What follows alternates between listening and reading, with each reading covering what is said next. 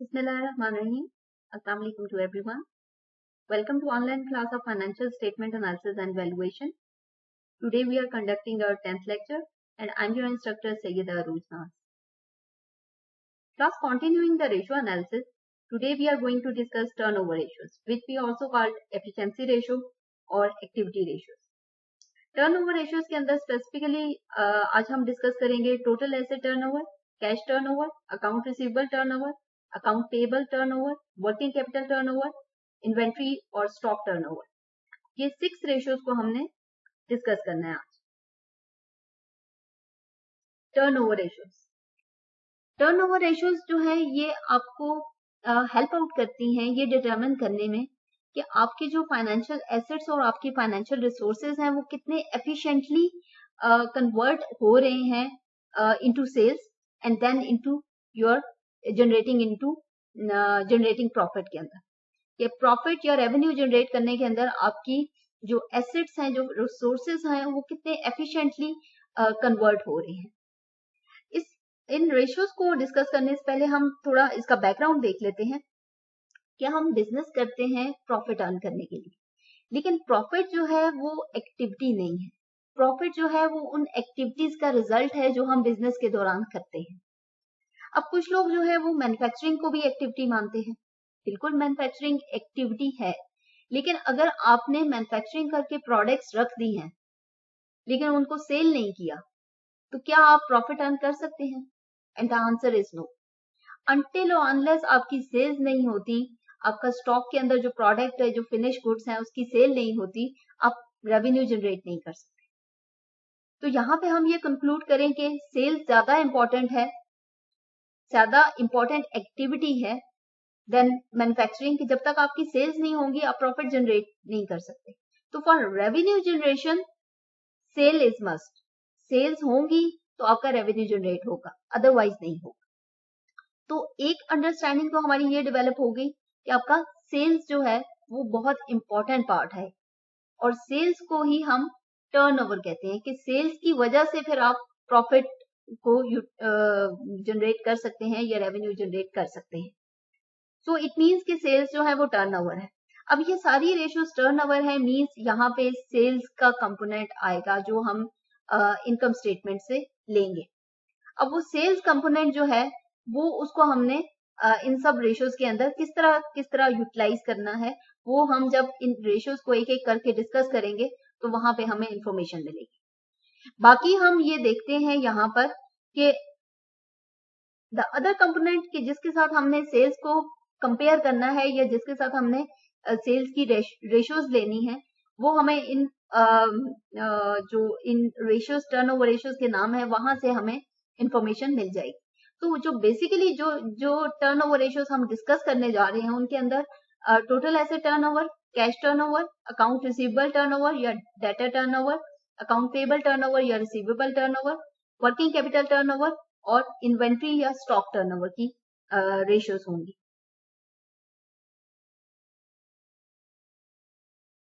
Total asset turnover. अब हमारी एक अंडरस्टैंडिंग तो डेवलप हो गई थी कि हमने सेल्स की फिगर लेनी है, सेल्स को हम टर्नओवर बोलते हैं. तो टोटल एसेट टर्नओवर मींस के टोटल एसेट का कंपैरिजन कर रहे हैं हम सेल्स के साथ.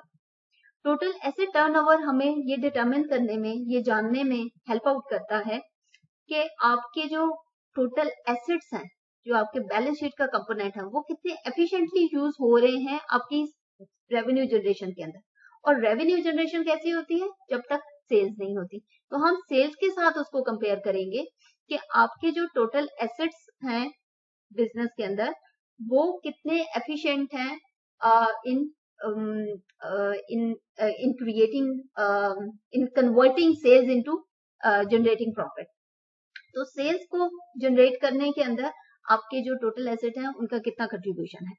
यूजली जो टर्नओवर रेशियोज हैं ये हमें टाइम्स के अंदर आंसर देती है कि आपका एक मतलब आपका 1 यूनिट ऑफ एसेट जो है वो कितने यूनिट ऑफ सेल्स क्रिएट करता है, या आपका $1 ऑफ एसेट की अमाउंट जो है वो कितने डॉलर्स ऑफ सेल्स के अंदर तो आपको टाइम्स के अंदर यहाँ पे आंसर मिलेगा.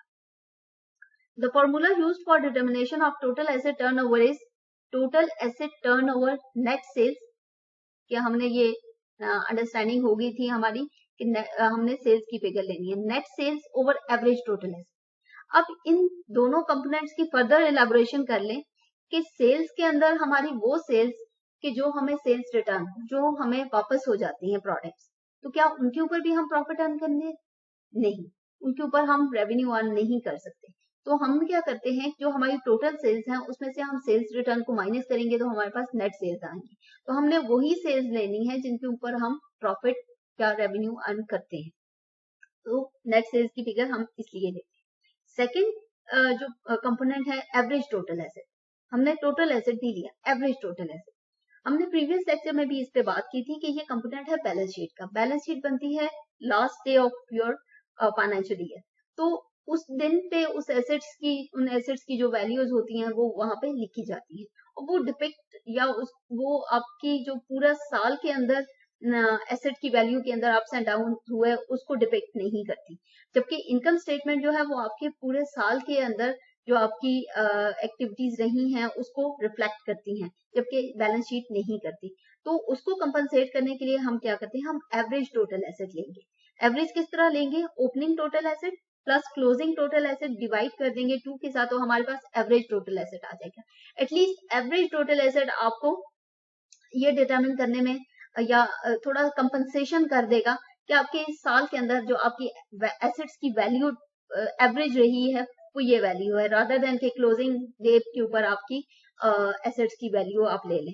तो it's better rather it's impulsive, it's important to add average total asset.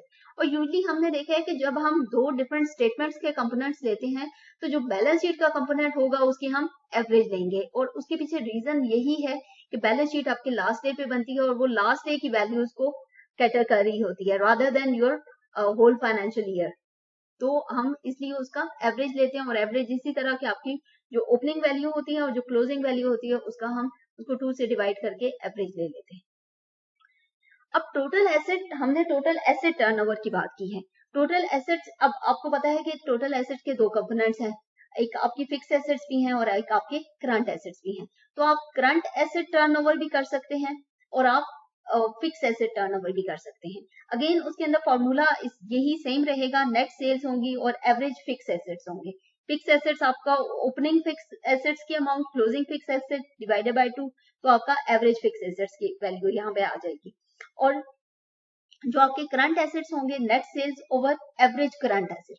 Current asset भी ओपनिंग करंट एसेट की वैल्यू, क्लोजिंग करंट एसेट की वैल्यू, और उसका आप एवरेज ले लेंगे 2 से डिवाइड करके, तो आपके पास तो net sales divided by your average current asset की भी कर सकते हैं, एवरेज फिक्स एसेट्स की भी कर सकते हैं, या अगर आप प्योरली कैश की करना चाहते हैं जो कि एसेट्स का कंपोनेंट है, करंट एसेट्स का कंपोनेंट है, तो आप वहां पे कैश टर्नओवर रेशियोज भी हम कर सकते हैं, जिसको हम अभी, ये हमारी second ratio cash turnover ratio है जो हमें ये डिटरमिन करेगी कि किस स्पीड से जो आपका कैश है वो आपको कैश और कैश इक्विवेलेंट जो है वो आपकी सेल्स के अंदर उसका कंट्रीब्यूशन है। तो कितनी एफिशिएंट और कितनी स्पीड के साथ या उसकी कितनी एफिशिएंसी है उस कैश की आपकी सेल्स के अंदर, तो उसको फाइंड आउट करने के लिए हमारे पास कैश टर्नओवर रेशियो है। अगेन कंपोनेंट वही कि हम सेल्स के साथ उसको कर रहे हैं क्योंकि सेल्स ही आपको रेवेन्यू जनरेट करके देता है। नेट सेल्स लेंगे over average cash and cash equivalents लेंगे। अब कैश एंड कैश इक्विवेलेंट्स क्या है, कैश जो आपके पास अवेलेबल कैश इन हैंड है, कैश इक्विवेलेंट्स जो मतलब मोस्ट लिक्विड आपके पास इंस्ट्रूमेंट्स हैं, बॉन्ड्स हैं वगैरह, तो वो उसको आप प्लस मार्केटेबल सिक्योरिटीज आपके मोस्ट लिक्विड हैं, आप उसको इमीडिएटली जो कैश कन्वर्टेबल्स हैं आप उसकी वैल्यूज जो हैं वो यहाँ पे ले सकते हैं। नेट सेल्स उसी तरह सेल्स में से सेल्स रिटर्न लेते हैं हम, और एवरेज कैश जो है वो उसका भी हम एवरेज लेंगे, ओपनिंग कैश, और इस कैश के अंदर cash, cash equivalents, marketable securities added है, प्लस आपका क्लोजिंग कैश, उसके अंदर भी cash, cash equivalents and marketable security, और इसको आप 2 से डिवाइड करेंगे तो आपके पास एवरेज कैश की वैल्यू आ जाएगी, average cash and cash equivalents की वैल्यू। तो इस वैल्यू को आपने इस फॉर्मूला के अंदर पुट करना है, तो आपके पास कैश टर्नओवर रेशियो जो है वो कैलकुलेट हो जाएगी।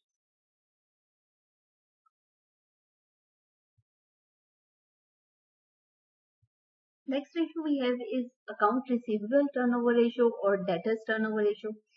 अकाउंट रिसीवेबल वो अमाउंट होती है जो हमने क्रेडिट पे सेल्स की हुई है और उसकी अमाउंट जो है वो अभी हमें रिसीव होनी है।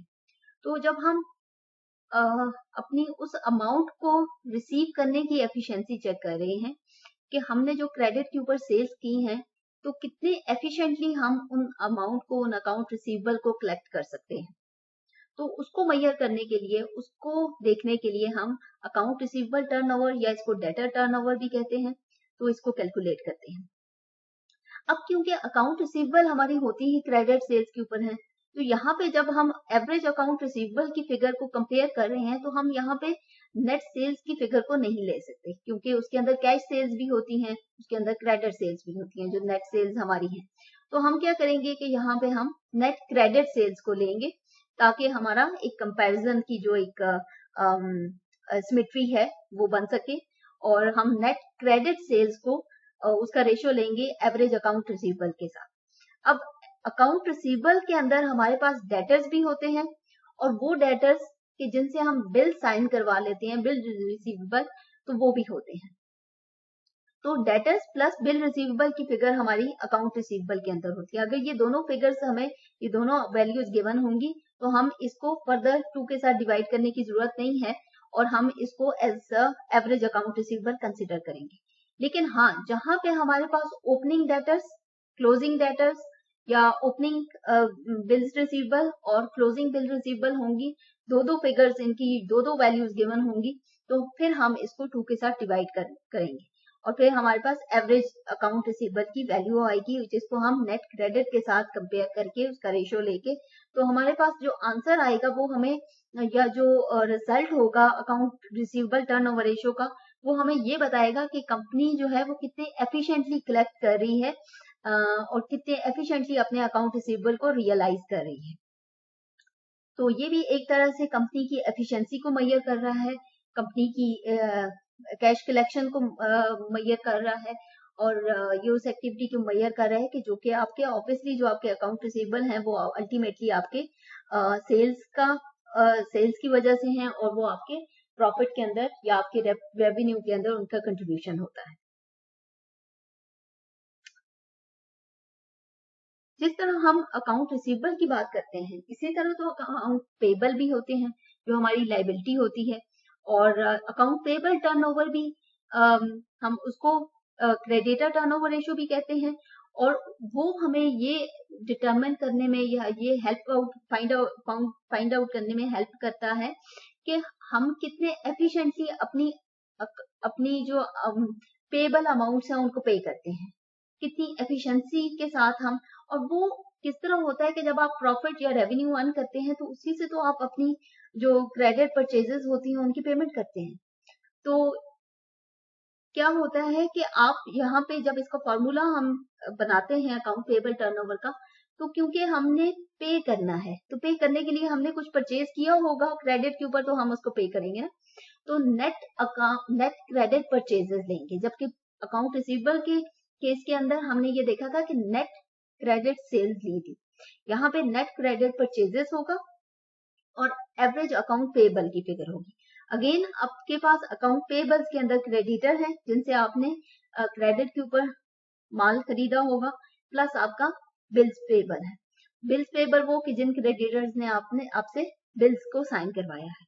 अब opening creditor plus closing creditor की value plus opening bills payable, closing bill payable, जब दो वैल्यूज हमारे पास होंगी तो फिर हम इसको 2 के साथ डिवाइड करके इसका एवरेज ले लेंगे। लेकिन अगर हमारे पास एक ही वैल्यू है तो क्रेडिटर्स प्लस बीआईपी जो आपकी बिल्स पेबल है, तो फिर हम इसको फर्दर 2 के साथ डिवाइड करने की जरूरत नहीं है। तो इसको हम, ये जो वैल्यू होगी इसको हम फॉर्मूला के अंदर डालेंगे और हमारा account payable turnover ratio calculate हो जाएगी, जो हमें ये बताएगी कि कितने एफिशिएंटली जो ऑर्गेनाइजेशन है वो अपनी पेमेंट्स को पे कर रही है। The fifth one ratio is working capital turnover. Working capital turnover ratio हमें ये बताती है कि किस स्पीड के साथ, किस फ्रीक्वेंसी के साथ या किस एफिशिएंसी के साथ कंपनी अपनी वर्किंग कैपिटल को अपनी सेल्स के अंदर कन्वर्ट करती है और सेल्स ऑब्वियसली फिर फर्दर आपके रेवेन्यूज और प्रॉफिट जनरेट करती है। तो वर्किंग कैपिटल, पहले तो हम ये देखेंगे कि वर्किंग कैपिटल होता क्या है। वर्किंग कैपिटल का फॉर्मूला है current asset minus current liability. अब ये ड्राइव कहाँ से हुआ है, ये आया किस तरह है? तो हमारे पास अकाउंटिंग इक्वेशन है कि total assets is equal to total capital plus total liability, कि जो आपका कैपिटल इन्वेस्टेड है प्लस आप लायबिलिटी लोन्स वगैरह लेते हैं, तो आप उससे वो आपकी टोटल फाइनेंसिंग आपके टोटल इन्वेस्टमेंट की इक्वल होती है। और total asset is equal to total capital plus total liabilities. इसमें से टोटल कैपिटल की अगर वैल्यू देखना चाहें तो हमारे पास फॉर्मूला बनता है total asset minus total liabilities. अब ये टोटल कैपिटल है, टोटल एसेट है और टोटल लायबिलिटी है। अब टोटल कैपिटल के जो है वो दो कंपोनेंट्स होते हैं। फर्स्ट कंपोनेंट जो है वो आपकी जो अमाउंट होती है कैपिटल की, वो इन्वेस्टेड होती है आपके फिक्स एसेट्स के अंदर, और वो परमानेंट नेचर होती है, लॉन्ग टर्म होती है, वो आपकी वहां पे फिक्स रहती है। आपके फिक्स एसेट, मशीनरी परचेज या आपकी प्रॉपर्टी परचेज उसके अंदर फिक्स हो जाती है। लेकिन कुछ अमाउंट जो है, कुछ percentage of your capital is invested और utilise in day to day affairs matter, कि जहां पे आप अपने डे टू डे मैटर्स को रन करने के लिए, उसको चलाने के लिए आपको कुछ कैश चाहिए, आपको कैपिटल चाहिए, तो उस कैपिटल को हम वर्किंग नेचर के अंदर होता है वो, कि उससे हम कोई काम कर सकते हैं, तो वो उसको हम वर्किंग कैपिटल कहते हैं। एक कैपिटल हमारा फिक्स कैपिटल हो गया या नॉन वर्किंग कैपिटल हो गया, और एक कैपिटल हमारा वर्किंग कैपिटल हो गया। अब जो वर्किंग कैपिटल है वो हमारी लॉन्ग टर्म एसेट्स या फिक्स एसेट्स या लॉन्ग टर्म लायबिलिटीज के अंदर नहीं होता, उसके साथ उसका कंसर्न नहीं है, वो हमारे करंट लायबिलिटीज और करंट एसेट्स के साथ कंसर्न है।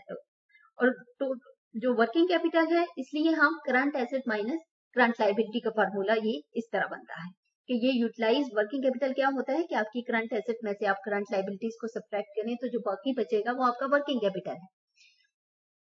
और formula used for calculating inventory turnover ratio के लिए हम क्या फॉर्मूला यूज करते हैं? वर्किंग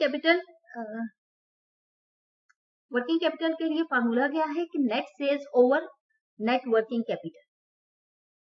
अब ये इसका जो रिजल्ट आएगा वो हमें ये बताएगा कि जो आपका वर्किंग कैपिटल के अंदर जो वर्किंग कैपिटल है वो कितने टाइम्स आपकी सेल्स को जनरेट कर रहा है।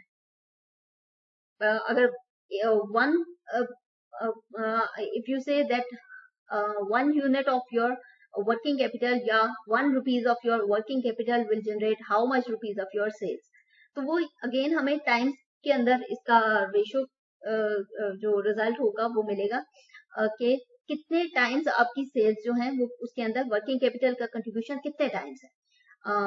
या इस तरह कह सकते हैं कि वर्किंग कैपिटल जो है वो आपकी सेल्स के अंदर कितना कंट्रीब्यूशन रखता है, 2 टाइम्स रखता है, 3 टाइम्स, 4 टाइम्स एंड मोर, या जितने भी। अगर नेगेटिव फिगर है तो फिर ऑब्वियसली फिर आपका ये टर्नओवर रेशो की आपकी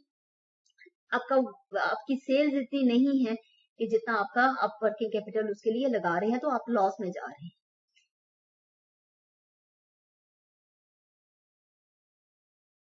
next ratio inventory stock turnover.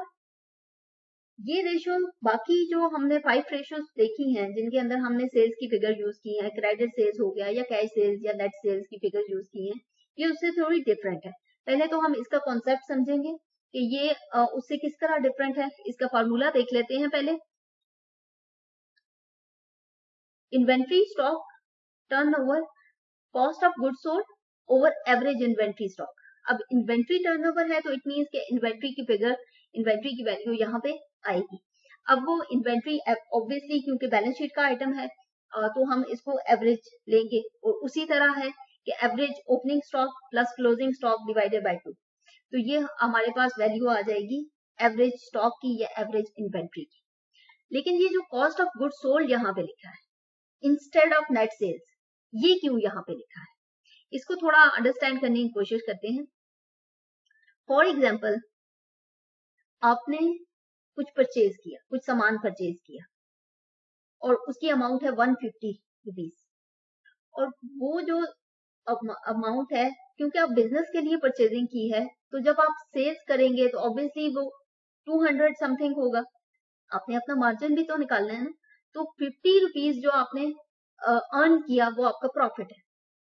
आपने अगर वो सेल्स आपकी नहीं हुई, लेट्स से वो 200 की सेल आपकी नहीं हुई, तो आपके पास वो 150 रुपीज जो है वो एज अ कॉस्ट है। मीन्स कि आपकी जो, और वो क्योंकि सेल्स नहीं हुई है, वो आपकी इन्वेंट्री का पार्ट है, वो फिनिश गुड्स हैं, वो उस वक्त तक सेल्स नहीं होंगी जब, तो आपको प्रॉफिट नहीं मिलेगा। तो वो फिनिश गुड की फॉर्म में आपकी इन्वेंट्री का पार्ट है, और वो किस किस तरह हम उसको ले रहे हैं, या किस तरह हम उसको इवेल्युएट करे हैं एट कॉस्ट प्राइस, कि उसकी 150 रुपीज उसकी कॉस्ट पड़ रही है, और वो हमें एट कॉस्ट प्राइस हम उसको लेंगे। अब एवरेज इन्वेंट्री जो है, क्योंकि वो उसकी सेल्स नहीं हुई, तो वो अमाउंट जो है वो एक कॉस्ट है। लेकिन जो ऊपर वाली ये जो वैल्यू है, यहाँ पे अगर हम नेट सेल्स ले लेते हैं, तो नेट सेल्स की क्या है, नेट सेल्स का मतलब है कि इसके अंदर एट कॉस्ट की वैल्यू भी है, कॉस्ट ऑफ गुड्स सोल्ड, और इसके अंदर प्रॉफिट भी है। तो जहां पे आपको, और नीचे जो आपकी एवरेज इन्वेंट्री की वैल्यू है, उसके अंदर तो जस्ट कॉस्ट है, तो ये एक सिमेट्री जनरेट नहीं कर रहा, एक सिमेट्री क्रिएट नहीं कर रहा कंपैरिजन के अंदर। तो यहाँ पे हमने वो वैल्यू रखनी है जिसके अंदर प्रॉफिट ना हो। तो ऐसी कौन सी वैल्यू होती है कि जहां पे हमारे पास प्रॉफिट की वैल्यू जो है, प्रॉफिट जो है उसको हम निकाल सकें। तो जब सेल्स के अंदर, इनकम स्टेटमेंट में वैसे हमारे पास सीक्वेंस क्या है कि सेल्स के अंदर से हम cost of goods sold minus करते हैं, तो हमारे पास ग्रॉस प्रॉफिट आता है। और सेम इसी इक्वेशन को हम देखें तो सेल्स में हम ग्रॉस प्रॉफिट माइनस करेंगे तो कॉस्ट ऑफ गुड्स सोल्ड आएगा। तो इसलिए हम ये कॉस्ट ऑफ गुड्स सोल्ड की वैल्यू यहाँ पे लेंगे, क्योंकि हमें प्रॉफिट वाली फिगर को, जो प्रॉफिट वाली जो अमाउंट आएगी उसको बीच में से निकालना है, और सेल्स की वो पोर्शन लेना है कि जो सिर्फ कॉस्ट के साथ रिलेटेड है, ताकि ऊपर भी कॉस्ट से प्राइस कॉस्ट के साथ रिलेट कर रही है, नीचे भी प्राइस कॉस्ट के साथ रिलेट कर रही है, तो इसके अंदर प्रॉफिट का कंटेंट नहीं होना चाहिए। तो इसलिए यहाँ पे इस फॉर्मूला के अंदर हम जो है वो कॉस्ट ऑफ गुड्स सोल्ड को एवरेज इन्वेंट्री या एवरेज स्टॉक के साथ इसको कंपेयर करते हैं और इसका रेशियो कैलकुलेट करते हैं। अब फॉर एग्जांपल आपके पास ये सिंपलेस्ट वे जो ये है सेल्स और कॉस्ट ऑफ गुड्स सोल्ड निकालने के लिए, सेल में से ग्रॉस प्रॉफिट माइनस करें तो आपको कॉस्ट ऑफ गुड्स सोल्ड मिलता है। अगर ये अवेलेबल नहीं है वैल्यूज, तो फिर आप कॉस्ट ऑफ गुड्स सोल्ड कैसे कैलकुलेट करेंगे? तो उसको कैलकुलेट करने के लिए हमारे पास कॉस्ट ऑफ गुड्स सोल्ड का फॉर्मूला भी है। अब आपके पास एक सेल्स का टारगेट आया है कि आपने इतने यूनिट्स जो हैं, इतने पीसेस जो हैं प्रोडक्ट के प्रोड्यूस करने हैं, बनाने हैं, मैन्युफैक्चर करने हैं। तो क्या करेंगे, उस मैन्युफैक्चरिंग को स्टार्ट करने से पहले हमने अपने जो ओपनिंग स्टॉक के अंदर जो ऑलरेडी स्टॉक है, जो हमने पहले से परचेज किया है, पिछले टाइम पीरियड के अंदर परचेज किया हुआ है, हम उसको यूटिलाइज करेंगे। लेट्स से ओपनिंग स्टॉक के अंदर हम जो प्रोडक्शन कर सकते हैं वो 100 पीसेस को प्रोड्यूस कर सकते हैं, लेकिन हमारा टारगेट जो है वो ज्यादा है। तो हम क्या करेंगे, हम और परचेजेस भी करेंगे ताकि हम अपने टारगेट को मीट कर सकें। तो हमने जो न्यू परचेजेस की हैं उसके अंदर से हम लेट्स से 1500 पीसेस जो हैं वो मैन्युफैक्चर कर सकते हैं। तो टोटल कितने हुए, ओपनिंग स्टॉक के साथ प्लस न्यू परचेजेस के साथ हमारा जो प्रोडक्शन नंबर ऑफ प्रोडक्शन है वो 1600 पीसेस होंगे।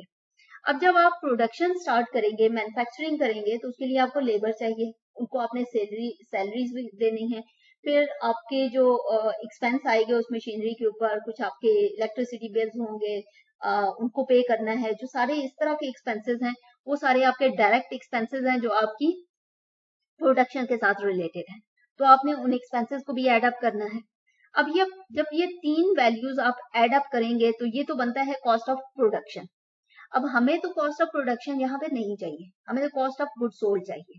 तो क्या होगा एट द एंड, जब आप अपने स्टोर हाउस में देखेंगे तो आपके पास जो प्रोडक्ट के पीसेस हैं जो अवेलेबल हैं, लेट्स से आप देखते हैं तो वहां पे 400 पीसेस पड़े, लेकिन आपने मैन्युफैक्चर कितने किया, आपने टोटल 1600 मैन्युफैक्चरिंग प्रोडक्ट्स जो पीसेस थे वो आपने प्रोड्यूस किए थे, तो वहां पे 400 पड़े हैं। इट मींस कि यहाँ पे जो ओपनिंग स्टॉक और परचेज, न्यू परचेज के साथ आपने प्रोडक्शन की थी वो 1600 पीसेस थे, बट आपके स्टोर में वो 400 पीसेस पड़े हैं, तो रेस्ट जो 1200 पीसेस हैं वो कहाँ गए? इट मीन्स कि वो सेल आउट हो गए या उनकी सेल हो गई। तो जब आप 1600 पीसेस माइनस जो आपने प्रोड्यूस किए और यहाँ पे आपने क्लोजिंग स्टॉक के अंदर आपके पास 400 पीसेस थे, तो जब आप opening stock plus purchases plus direct expenses को क्लोजिंग स्टॉक से माइनस करेंगे तो आपके पास जो नेट रिजल्ट होगा वो कॉस्ट ऑफ गुड सोल्ड बचेगा। अब 1600 माइनस 400 तो आपके पास 1200 बचता है, और वो 1200 पीसेस की जो कॉस्ट होगी वो कॉस्ट ऑफ गुड सोल्ड होगी। और इस तरह हम कॉस्ट ऑफ गुड सोल्ड की वैल्यू जो है वो निकाल सकते हैं या ड्राइव कर सकते हैं इस फॉर्मूला के थ्रू, जहां पे opening stock plus purchases plus direct expense minus आपका क्लोजिंग स्टॉक। तो यहाँ पे इन्वेंट्री टर्नओवर फॉर्मूला के अंदर हम कॉस्ट ऑफ गुड सोल्ड की वैल्यू एंटर करेंगे और एवरेज इन्वेंट्रीज या एवरेज स्टॉक की वैल्यू, जो कि आप opening stock plus closing stock divided by 2, ये बैलेंस शीट का कंपोनेंट है, तो इसको हम एवरेज लेंगे। तो हमारे पास जो आंसर आएगा इन्वेंट्री टर्नओवर रेशियो का, वो हमें ये बताएगा कि आपकी इन्वेंट्री जो है वो कितने एफिशिएंटली आपकी सेल्स के अंदर कंट्रीब्यूट कर रही है।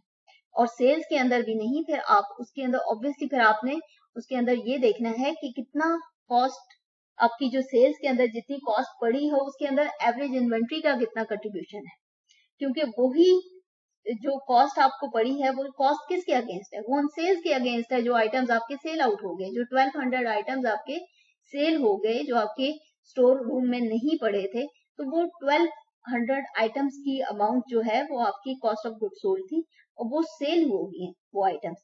तो हम क्या करेंगे कि उन आइटम्स के उन 1200 आइटम्स के अंदर इन्वेंट्री का कितना कंट्रीब्यूशन था, तो ये हमें रेशो ये इंफॉर्मेशन जो है ये बताएगी कि आपकी इन्वेंट्री जो है जो आपकी सेल्स हुई है उसके अंदर उनका कितना कंट्रीब्यूशन था, उसकी कॉस्ट के अंदर कितना कंट्रीब्यूशन था उस सेल्स की।